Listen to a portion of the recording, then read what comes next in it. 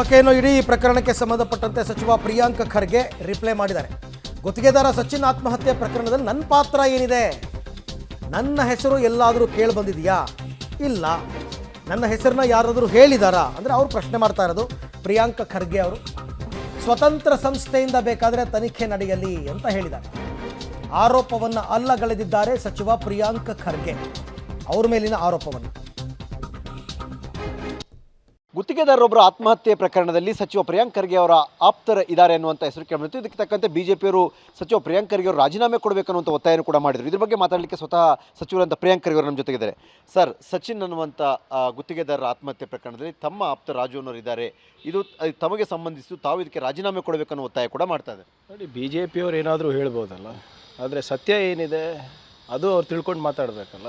ಈಗ E1 ಇರ್ಬೋದು, E2 ಇರ್ಬೋದು, E3 ಇರ್ಬೋದು, ಒಬ್ಬರು ನಮ್ಮ ಕಾಂಗ್ರೆಸ್ ಕಾರ್ಪೊರೇಟರ ಸಹೋದರರು ಇರೋದು ನಿಜ. ಅದರಲ್ಲಿ ನಾವೇನು ಅದು ತಳ್ಳಿ ಹಾಕೋದಂಥದ್ದು ಆಗೋದಿಲ್ಲ. ಆದರೆ ಅದರ ಹೊರತುಪಡಿಸಿ 8 ಜನದ ಮೇಲೆ ಆರೋಪ ಮಾಡಿದ್ದಾರೆ. ಅದರಲ್ಲಿ ನಾನಿದ್ದೀನ ಎಲ್ಲಾದರೂ.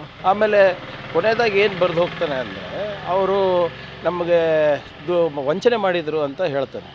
ಇದು KIDB ಇದು ಝೂ ಅಥಾರಿಟಿ ಆಫ್ ಕರ್ನಾಟಕದ್ದು ಮತ್ತು RDದು ನಾವು ಟೆಂಡರ್ ಕೊಡಿಸ್ತೀವಿ ಅಂತ.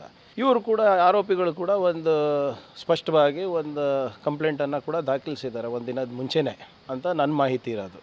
ಮತ್ತು ಅವರು ಕೂಡ ಏನು ಹೇಳ್ತಾ ಇದ್ದಾರೆ, ನಾವು ಅವನಿಗೆ ದುಡ್ಡು ಕೊಟ್ಟಿದ್ದು, ಸಚಿನ್ ಅಂತ ಒಂದು ಹುಡುಗ ಇದ್ದಾನೆ, ಅವ್ರಿಗೆ ದುಡ್ಡು ಕೊಟ್ಟಿದ್ದು ನಾವು, ಇವರಿಗೇನೋ ಟೆಂಡರ್ ಸಿಗ್ತಾ ಇದೆ, EMD ಬೇಕಂತ, ಅದಕ್ಕೆ ನಾವು ಅವರಿಗೆ ದುಡ್ಡು ಕೊಟ್ಟಿರೋದು ಅಂತ ಹೇಳ್ತಾರೆ. ಇಟ್ಸ್ ಅ ಬ್ಯಾಂಕಿಂಗ್ ಟ್ರಾನ್ಸಾಕ್ಷನ್, ಏನೋ ಕದ್ದು ಮುಚ್ಚಿ ಟ್ರಾನ್ಸಾಕ್ಷನ್ ಅಲ್ಲ, it's a legal banking transaction ಆಗಿದೆ. ಸೊ ಅವ್ರದ್ದು ಆರೋಪ ಇದೆ, ಇವ್ರದ್ದು ಆರೋಪ ಇದೆ. ಏನಿದ್ರೆ ತನಿಖೆ ಆಗಲಿ. BJP ಅವ್ರಿಗೆ ಯಾಕೆ ಅರ್ಜೆಂಟ್ ಇದೆ? ತಮ್ಮ ಆಪ್ತರು ಅಥವಾ ತಮ್ಮ ಜೊತೆ ತುಂಬ ಗುರುತಿಸ್ಕೊಂಡವರು ರಾಜು ಕಪ್ನವ್ರು ಅನ್ನೋ ಕಾರಣಕ್ಕಾಗಿ ಅದರ ಮೇಲೆ ಪ್ರಭಾವ ಬೀರ್ಬೋದು, ಹೀಗೆ ಬೇರೆ ಬೇರೆ ವಿಚಾರಗಳು. ನೋಡಿ, ಪ್ರಭಾವ ಬೀರ್ಬೋದಾದರೆ ಹೇಗೆ ಬೀರ್ಬೋದು? ಈಗ ಅವರ ಕಾಲದಲ್ಲಿ ಗುತ್ತಿಗೆದಾರರು ನೇರವಾಗಿ ಮಂತ್ರಿ ಹೆಸರೇ ತಗೊಂಡಿದ್ರು, ಹೌದಾ ಇಲ್ವಾ?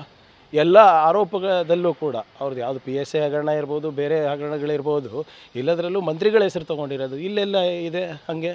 ನನಗೆ ಬಂದು ಭೇಟಿಯಾಗಿದ್ದಾರಾ? ನಾನೇನಾದರೂ ಕೊಡಿಸ್ತೀನಿ ಅಂತ ಹೇಳಿದ್ದೀನ? KIDB ನನ್ನ ವ್ಯಾಪ್ತಿಗೆ ಬರುತ್ತಾ? ಝೂ ಅಥಾರಿಟಿ ನನ್ನ ವ್ಯಾಪ್ತಿಗೆ ಬರುತ್ತಾ?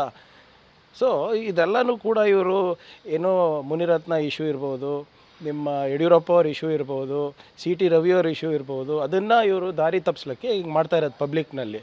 ನಾನಂತೂ ಹೇಳಿದ್ದೀನಲ್ಲ, ಇಂಡಿಪೆಂಡೆಂಟ್ ತನಿಖೆ ಆಗಲಿ. ಬೇಕಿದ್ರೆ ನಾನೇ ಮಾನ್ಯ ಗೃಹ ಸಚಿವರ ಹತ್ರ ಮಾತನಾಡಿ ಇದು CIDಗೆ ವಹಿಸೋಕ್ಕೆ ನಾನು ಹೇಳ್ತೀನಿ.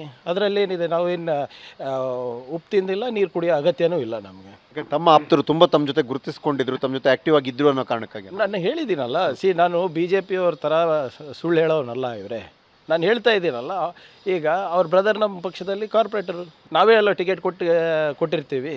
ನಾವೆಲ್ಲಿ ಹೇಳ್ತಾ ಇದ್ದೀವಿ ಇಲ್ಲ ಅವ್ರು ನಮ್ಗೆ ಪರಿಚಯ ಇಲ್ಲ? ಪರಿಚಯ ಇದ್ದಾನೆ, ಅವನು ಹೇಳ್ತಾ ಇದ್ದಾನೆ, ಇಲ್ಲಪ್ಪ ನಾನು ಮಾಡಿಲ್ಲ, ಅವ್ರಿಗೆ ಟೆಂಡರ್ ಸಿಗ್ತಾಯಿದ್ರೆ ನಮಗೆ ದುಡ್ಡು ಕೇಳಿದರು, ಅದೇನು 65 ಲಕ್ಷ ನಾವು ಅವರಿಗೆ ಬ್ಯಾಂಕ್ ಮುಖಾಂತರ ಕೊಟ್ಟಿದ್ದೀವಿ EMD ಭರಿಸಲಿಕ್ಕೆ ಅಂತ. So what is the ambiguity? ಇಬ್ಬರಲ್ಲೂ ಇದೆ. ಅವರು ಒಂದು ಹೇಳ್ತಾ ಇದ್ದಾರೆ, ಇವರು ಒಂದು ಹೇಳ್ತಾ ಇದ್ದಾರೆ. ಹೌದು, ನಮ್ಮ ಅದು ಫೇಕ್ ಟ್ರಾನ್ಸಾಕ್ಷನ್ ಅಂತ ಗೊತ್ತಾಯಿತು. ಅದಾದಮೇಲೆ ನಾವು ಅವ್ರಿಗೆ ಕೇಳಕ್ಕೆ ಹೋಗಿದ್ದೀವಿ, ನಮ್ಮ ದುಡ್ಡು ನಮ್ಗೆ ಕೊಡಪ್ಪ ಅಂತ ಕೇಳಕ್ಕೆ ಹೋಗಿದ್ದೀವಿ. ಕಂಪ್ಲೇಂಟು ರಿಜಿಸ್ಟರ್ ಮಾಡಲಿಕ್ಕೆ ಹೋಗಿದ್ದೆ. ಆದರೆ ಅವರೇನು ಈ ಯುವಕನ ಫೋನ್ ಸ್ವಿಚ್ ಆಫ್ ಇತ್ತು, ಅದಕ್ಕೆ ಒಂದು ದಿನ ಆದಮೇಲೆ ಬನ್ನಿ ಅಂತ ಪೊಲೀಸವ್ರು ಹೇಳಿದ್ರು ಅಂತ ಹೇಳ್ತಾ ಇದ್ದಾರೆ. ಆಮೇಲೆ ಈತನೂ ಕಂಪ್ಲೇಂಟ್ ಕೊಟ್ಟ ಹೋದಾಗ ಅಲ್ಲೇ ಸ್ಥಳೀಯ ಸ್ಟೇಷನ್ನಲ್ಲಿ ನಿರ್ಲಕ್ಷ್ಯ ಮಾಡಿದ್ರು ಅಂತ ಹೇಳಿದ್ಮೇಲೆ ಇಬ್ಬರು ಪೇದೆಗಳು ಕೂಡ ಸಸ್ಪೆಂಡ್ ಮಾಡಿದ್ದಾರೆ. ಸೊ ಇದರಲ್ಲಿ ನನ್ನ ಇನ್ವಾಲ್ವ್ಮೆಂಟ್ ಏನಿದೆ ಅದು BJP ಸ್ಪಷ್ಟವಾಗಿ ಹೇಳಿ, ಇಂಥ ಆರೋಪ ಇದೆ, ಇಂಥದ್ದು ಒಂದು ಇದು ಮಾಡಿದ್ದಾರೆ, ಹಿಂಗೆ ಪ್ರಿಯಾಂಕ್ ಇನ್ಫ್ಲೂಯೆನ್ಸ್ ಮಾಡಿದ್ದಾನೆ ಅಂದರೆ ಆಕೆ ಅದ್ರ ಬಗ್ಗೆ ಚರ್ಚೆ ಮಾಡೋಕ್ಕೆ ರೆಡಿ ಇದ್ದೀವಿ. ಇವರು ಈಶ್ವರಪ್ಪ ಅವ್ರ ಹೆಸರು ಹೇಳ್ಕೊಂಡು ಜನರು ಸತ್ತೋಗಿರೋದು, ಅದಕ್ಕೆ ತಾನೇ ಅವ್ರಿಗೆ ಟಿಕೆಟ್ ಕೊಟ್ಟಿಲ್ಲ. ಇವತ್ತು ಇವ್ರಿಗೆ ಏನಾದರೂ ನೈತಿಕತೆ ಇದೆಯಾ ಮಾತಾಡಲಿಕ್ಕೆ? ಇವತ್ತು ಕರೋನಾ ಸಂದರ್ಭದಲ್ಲಿ ನೇರವಾಗಿ ಅವ್ರ ಮುಖ್ಯಮಂತ್ರಿ ಹೆಸರು ಮತ್ತು ಶ್ರೀರಾಮುಲು ಅವ್ರ ಹೆಸರು ಬಂದಿದೆ, ಅವರಿಗೆ ಪ್ರಾಸಿಕ್ಯೂಟ್ ಮಾಡಬೇಕಂತ ಬಂದಿದೆ ಅಲ್ಲ, ಅದ್ರ ಬಗ್ಗೆ ಮಾತಾಡ್ತಾರಾ? ಇಲ್ಲಿ ಯಾವುದೋ ಒಂದು ಏನೋ ಒಂದು ಅವರವರು ವೈಯಕ್ತಿಕ ಖಾಸಗಿ ವಿಚಾರಗಳನ್ನು ತಂದು ಸರ್ಕಾರದ ಮೇಲೆ ಹಾಕ್ಬಿಟ್ಟು ರಾಜೀನಾಮೆ ಕೇಳೋದು ಅವರಷ್ಟು ಮೂರ್ಖರು ಯಾರಿಲ್ಲ. ಈ ಏನೇ ಆಗಲಿ ಫ್ರೀ ಆ್ಯಂಡ್ ಫೇರ್ ತನಿಖೆ ಆಗಲಿ, ಏನು ಯಾವ ತನಿಖೆ ಬೇಕಾರಾಗಲಿ. ಆ್ಯಬ್ಸಲ್ಯೂಟ್ಲಿ. ಈಗ ಇಂಡಿಪೆಂಡೆಂಟ್ ಸಂಸ್ಥೆ ಬೇಕಾದರೂ ಕೂಡ ಇವಾಗ ರೈಲ್ವೆ ಪೊಲೀಸವ್ರು ತನಿಖೆ ಮಾಡ್ತಾ ಇದ್ದಾರೆ. ಅವರಿಗೆ ನಾನೇ ನಮ್ಮ ಕಮಿಷನರಿಗೆ ಹೇಳಿದ್ದೀನಿ, ನೋಡ್ರಪ್ಪ ಅವ್ರಿಗೆ ಏನೇನು ಸಹಕಾರ ಬೇಕೋ ಅವ್ರಿಗೆ ಕೊಡಿ, ಅವರು ಬೇಕಾದರೆ ಇದಕ್ಕೆ ಹಸ್ತಾಂತರ ಮಾಡ್ತಾರೆ ಅಂದರೆ ಅವ್ರಿಗೆ ಬಿಟ್ಟು ವಿಚಾರ, ರೈಲ್ವೆ ಪೊಲೀಸರಿಗೆ ಬಿಟ್ಟು ವಿಚಾರ. ನಾನು ಕೂಡ ಇದಕ್ಕೆ ಸ್ವತಂತ್ರವಾಗಿ ಇನ್ವೆಸ್ಟಿಗೇಷನ್ ಆಗಲಿ ಅಂತ ನಾನು ಕೂಡ ಗೃಹ ಸಚಿವರಿಗೆ ನಿನ್ನೆ ಮಾತನಾಡಿದ್ದೀನಿ. ಇವತ್ತೇನು ತುಮಕೂರಿನಲ್ಲಿದ್ದಾರಂತೆ, ಬಂದಮೇಲೆ ಅವ್ರಿಗೆ ಭೇಟಿಯಾಗಿ ಅದನ್ನು ನಾನು ಆಗ್ರಹಿಸ್ತೇನೆ. ಆದರೆ BJP ಅವರು ಸ್ಪಷ್ಟವಾಗಿ ಹೇಳಬೇಕಾಗ್ತದೆ. ಈಗ ಏನು ಅವ್ರದ್ದೇನು ಆರೋಪ, ನಮ್ಮ ಶಾಸಕರ ಮೇಲೆ ಹಲ್ಲೆ ಮಾಡಬೇಕು, ಅದು ಮಾಡಬೇಕು. ಸರಿ, 4 ಜನ ಶಾಸಕರ ಮೇಲೆ ಯಾರನ್ನ ಸಂಚು ಮಾಡ್ಲಿಕ್ಕೆ ಸಾಧ್ಯನಾ? ಒಂದೇದು. ಆಮೇಲೆ ನಿಮ್ಮ ಇವರು ಉತ್ತರ ಕೊಡಲಿ. ಅವ್ರು ಮಣಿಕಂಠ ರಾಠೋಡ್ ಅಂದ್ಬಿಟ್ಟು ನನ್ನ ವಿರುದ್ಧ ನಿಂತಿದ್ದ BJPಯ ಅಧಿಕೃತ ಕ್ಯಾಂಡಿಡೇಟ್. ಮೊನ್ನೆ 60-80 ದಿನ ಜೈಲಿನಲ್ಲಿ ಇದು ಬಂದ ಅಲ್ಲ, ಅದ್ರ ಬಗ್ಗೆ ಮಾತಾಡೋಕ್ಕೆ ತಯಾರಿದ್ದಾರಾ? Kalaburagi law and order fail ಆಗ್ತಾಯಿದೆ ಅಂತ ಇವ್ರು ಏನು ಹೇಳ್ತಾ ಇದ್ದಾರೆ. ಯಾಕೆ ಹೇಳ್ತಾ ಇದ್ದಾರೆ ಅಂದರೆ ಇವ್ರ ದಂಧೆಗಳು ಬಂದಾಗಿದೆ, ಇವ್ರದ್ದು ಸ್ಯಾಂಡ್ ಬಂದಾಗಿದೆ, ಇವ್ರ ಜೂಜಾಟ ಬಂದಾಗಿದೆ. ಕೇಳಿ BJP ಅವ್ರಿಗೆ, ಕಲಬುರಗಿನಲ್ಲಿ IPL ದಂಧೆ, ಬೆಟ್ಟಿಂಗ್ ದಂಧೆ ಯಾರು ನಡೆಸ್ತಾರೆ ಕೇಳಿಬಿಡಿ. ಈ ಅಕ್ಕಿ ದಂಧೆ ಯಾರು ನಡೆಸ್ತಾರೆ ಕೇಳಿಬಿಡಿ. ಅಂಗನವಾಡಿನಲ್ಲಿ ಮಕ್ಕಳು ಹಾಲಿನ ಪೌಡ್ರ್ ಕದ್ದಿದ್ದು ಯಾರು? ಯಾಕೆ ಅವರ ಅಧಿಕೃತ ಅಂತ ಯಾರು ನಿಮ್ಮ ಕ್ಯಾಂಡಿಡೇಟ್ಗಳು ಜೈಲಿಗೆ ಹೋಗಿ ಬಂದಿದ್ದಾರೆ? ಇದು ಯಾವುದೋ 10 ವರ್ಷದ 15 ವರ್ಷದ ಹಿಂದೆ ಮಾತಲ್ಲ, ಈಗ 15 ದಿನದ ಹಿಂದಿನ ಮಾತು ಕೇಳ್ತಾ ಇರೋದು. ಅದಕ್ಕೆಲ್ಲ ಉತ್ತರ ಕೂಡ ಕೇಳಿ. ಇವೆಲ್ಲ ಅವ್ರ ಹುಳಕ್ಕೆ ಮುಚ್ಚಾಕ್ಲಿಕ್ಕೆ ಇವತ್ತು ಸರ್ಕಾರದ ಮೇಲೆ ಗೂಬೆ ಕುಡಿಸ್ತಾ ಇದ್ದಾರೆ ಅಷ್ಟೇ.